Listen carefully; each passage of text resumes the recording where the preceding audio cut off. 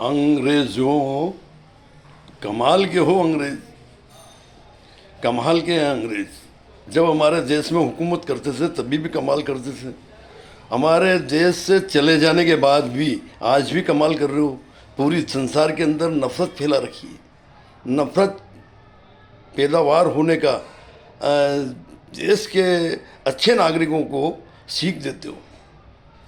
कमाल क्यों अंग्रेज़ों। वो इसलिए मेरे दोस्तों, मैं इन अंग्रेज़ों की बात बता रहा हूँ कि 150 साल से ज़्यादा हमारे देश में इन्होंने हुकूमत की है। 150 या 200 के आसपास इन्होंने हुकूमत की है। जब हमारे देश के पूर्वजों ने, हमारे बुज़ुर्गों ने इनकी गुलामी से देश को आज़ाद कराने का जो बीड़ा उठाया और देश को आज़ाद कराया और इनको यहाँ से भगाया, तो ये जाते जाते हमारे देश के नागरिकों में इतनी धार्मिक भावनाएं भड़का गए, इतनी धार्मिक भावनाएं सिखा गए, जो हमारे देश के नागरिक, चाहे वो हिंदू हो चाहे मुसलमान हो, वो अपनी उस रब की इबादत करना, पूजा पाठ करना वो तो भूल गए और धार्मिक भावनाओं के आधार पे जुलूस को अपना रखा है, जो आज भी अपना कर चल रहे हैं। जबकि जुलूस का ना मुस्लिम समाज में है ना हिंदू समाज में है, कोई इसका उस रब की पूजा पाठ से, उस रब की इबादत से कोई ताल्लुक़ नहीं है इसका। मगर फिर भी आज भी हमारे देश के लोग नहीं समझ रहे, ये अंग्रेज़ों की दी हुई सीख थी, जो ये हमारे देश के खिलाफ एक साजिश थी, क्योंकि ये लोग हिंदू मुस्लिम में धार्मिक भावनाओं में भटके रहे और ये देश कभी शक्तिशाली नहीं बने। इस साजिश को आज भी नहीं समझ पाए। जबकि मुस्लिम समाज के अंदर ईद मिलादुन नबी का जो जश्न मनाया जाता था, जो खुशियाँ मनाई जाती थी, वो मस्जिदों तक चिराग रोशन किए जाते थे, तकरीर होती थी, मिलाद होती थी, घरों पे खुशी का इजहार होता था, अच्छा खाते थे, अच्छा पहनते थे और अच्छे सद्भावना भाईचारे से खुशी का इजहार करते थे। ये मुस्लिम समाज में था। जुलूस का कहीं भी आज से आज तक कहीं भी जिक्र नहीं है, चाहे हमारे आका नबी करीम सल्लल्लाहु अलैहि वसल्लम हज़रत मोहम्मद मुस्तफ़ा, जबकि 40 साल की आयु के बाद आपने नबूवत का ऐलान किया, 63 साल तक रहे, कभी भी जन्मदिन का कहीं जिक्र नहीं है, ना आपने जिक्र किया ना साहबा ने किया।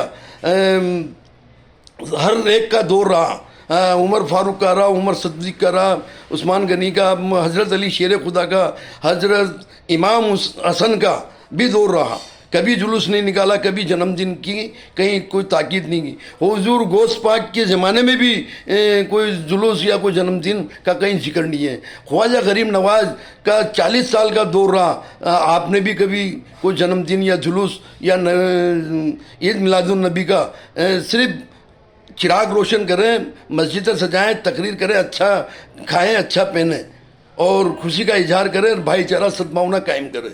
और ये का ये रिवाज हमारे हिंदू समुदाय में भी था।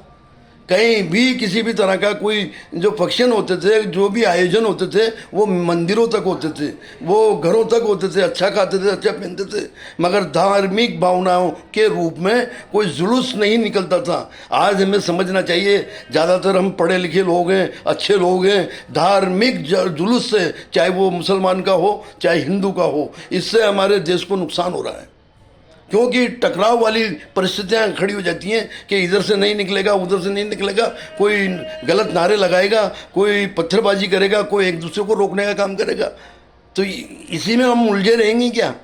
अरे हम अब तो क्या है कि चांद तक पहुंच चुके हम लोग। हमें समझना चाहिए कि ये अंग्रेज़ों की दी हुई सीख थी, इसको ख़त्म करना चाहिए, इस पर ब्रेक लगाना चाहिए और सबको मिलजुल कर सद्भावना भाईचारे से रहना चाहिए, तभी तो देश हमारा शक्तिशाली बनेगा।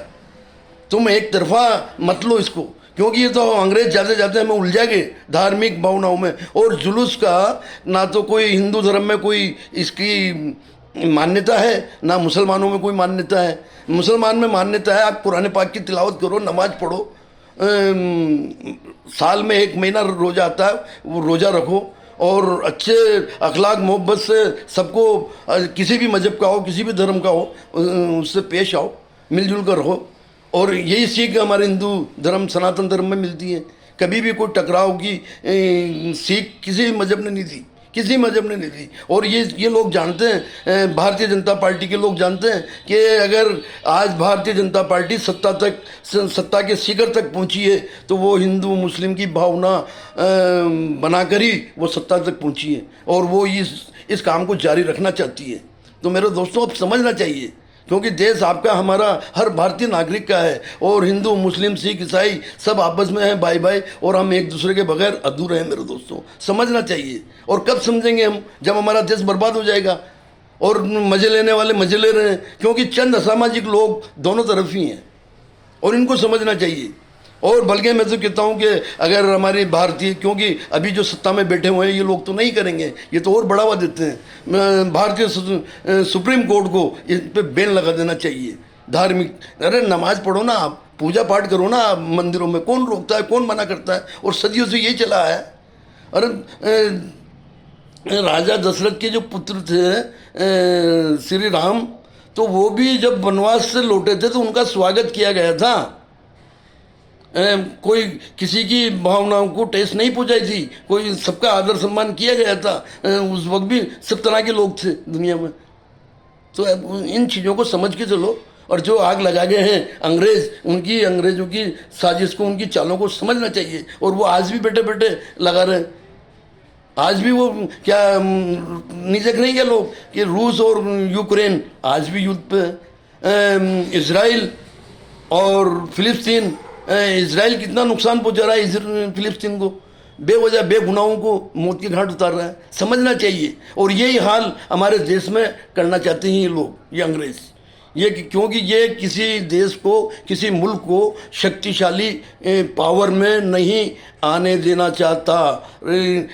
शक्तिशाली पावर में हमारे देश के ऊपर इसने ब्रेक लगा रखे हैं, और इस ब्रेक को समझना चाहिए, क्योंकि हमें गुमराह कर रखा है मेरे दोस्तों। समझना चाहिए मेरे दोस्तों। धन्यवाद।